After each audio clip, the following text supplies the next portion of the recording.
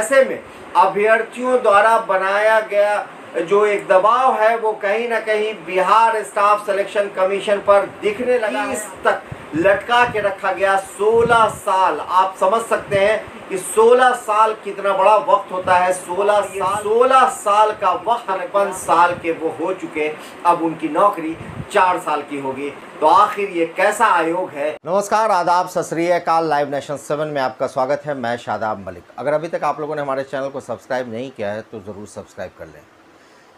BSSC के खिलाफ महाआंदोलन का असर दिखने लगा है। जिस तरह से छात्रों ने बीएसएससी के खिलाफ पटना के गर्दनी बाग के में जो आंदोलन स्थल है वहां पर महाआंदोलन किया और उसका असर अब दिखने लगा। आपको ये बता दें कि 31 अगस्त को भी जो बीएसएससी 2014 के इंटर स्तरीय अभ्यर्थी हैं उन लोगों ने 31 अगस्त को आयोग यानी बीएसएससी के सामने प्रदर्शन किया था और प्रदर्शन करने के बाद में फिर ये ऐलान हुआ कि अब पटना के गर्दनी बाग में महाआंदोलन किया जाएगा और उसमें भारी संख्या में अभ्यर्थियों ने हिस्सा लिया और अभ्यर्थियों ने सरकार से, आयोग से मांग की। आयोग और सरकार के खिलाफ नारे लगाए गए। वहाँ लोजपा के सांसद जो जमुई के सांसद हैं चिराग पासवान, उन्होंने भी आकर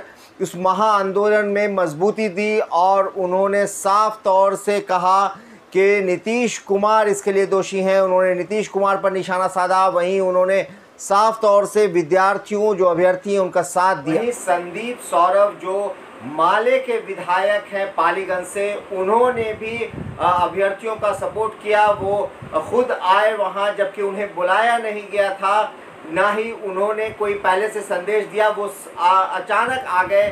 जबकि चिराग पासवान को भी किसी ने इंडिविजुअली नहीं बुलाया था, मगर एक आह्वान ज़रूर किया था छात्र नेता दिलीप कुमार ने कि जो भी चाहे इस महाआंदोलन का हिस्सा बन सकते हैं, सरकार के तक आवाज़ पहुंचाने में छात्रों की मदद कर सकते हैं। तो इसे लेकर चिराग पासवान ने जहां संदेश भिजवा दिया था कि वो आ रहे हैं, वहीं संदीप सौरभ माले विधायक अचानक से पहुंचे और उन्हें देखकर अभ्यर्थियों में जोश आया, क्योंकि ये संदीप सौरभ वही विधायक हैं जिन्होंने दरोगा वाला मुद्दा विधानसभा में उठाया था। इससे अभ्यर्थियों को ये उम्मीद जगी है कि अब उनका मुद्दा सदन में उठाया जाएगा। वहीं चिराग पासवान ने भी ये आश्वासन दिया कि वो मुख्यमंत्री नीतीश कुमार तक ये आवाज़ पहुंचाएंगे। और जब लाइव नेशन 7 ने भी चिराग पासवान से ये सीधा सवाल किया था कि क्या आप इन छात्रों की आवाज़ को मुख्यमंत्री नीतीश कुमार तक पहुंचाएंगे, तो उन्होंने साफ तौर से कहा था कि वो बिल्कुल पहुंचाएंगे और वो सवाल करेंगे। तो इस तरह से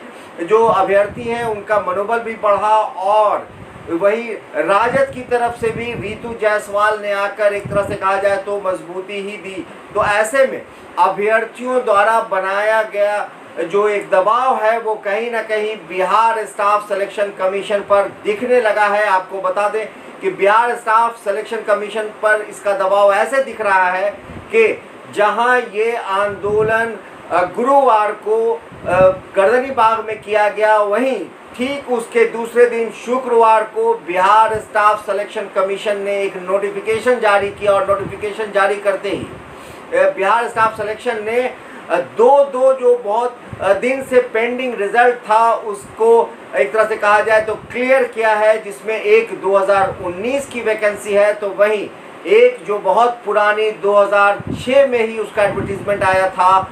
इन दोनों को का रिजल्ट जारी किया है। ये फाइनल रिजल्ट है, काउंसलिंग के बाद का रिजल्ट है। और ये जो आपको स्क्रीन पर नोटिफिकेशन दिख रहा है वो 2019 की उर्दू अनुवादक की वैकेंसी है, जिसमें कुल 9 लोग जिनका एक फाइनल सिलेक्शन हुआ है। 9 लोग हैं जिनका रोल नंबर भी आपको स्क्रीन पर दिख रहा होगा। वहीं जो दूसरा नोटिफिकेशन जारी किया है आयोग ने वो है 2006 की वैकेंसी, और ये वैकेंसी थी फार्मासिस्ट की, जिसके लिए 12 लोगों का फाइनल सिलेक्शन हुआ है, जिनका रोल नंबर आपको स्क्रीन पर दिख रहा है और ये नोटिफिकेशन भी आपको दिख रहा है। ये एक तरह का देखा जाए तो ये बड़ी सफलता है अभ्यर्थियों की। भले ही 2014 के लिए अभी नोटिफिकेशन कोई नहीं आया है, जो अब पहले से रिजल्ट आ चुका है पीटी का, अभी उसी पर कार्रवाई हो रही है। तो ये भी अपने आप में एक तरह से देखा जाए तो आयोग पर फिर एक सवाल फिर उठता है कि आखिर क्या वजह है कि 2006 की वैकेंसी को भी 2021 तक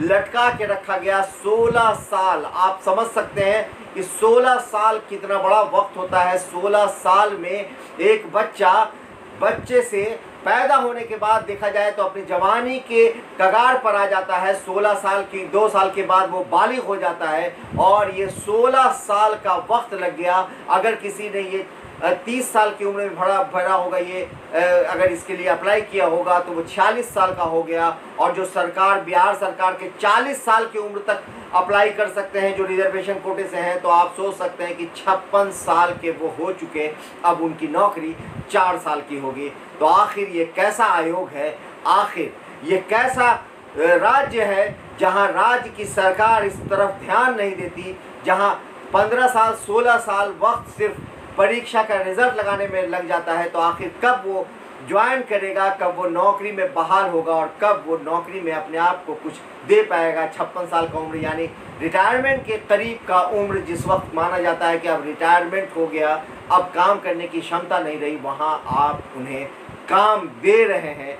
तो इस पर भी गौर करने की ज़रूरत है। इस तरह की खबरों के लिए बने रहिए हमारे साथ, देखते रहिए हमारा वीडियो। अगर आपको हमारा वीडियो पसंद आता है तो हमारे चैनल को ज़रूर सब्सक्राइब करें। अगर आप फेसबुक के जरिए देख रहे हैं तो पेज लाइक करें, साथ ही ट्विटर हैंडल पर हमें फॉलो ज़रूर करें।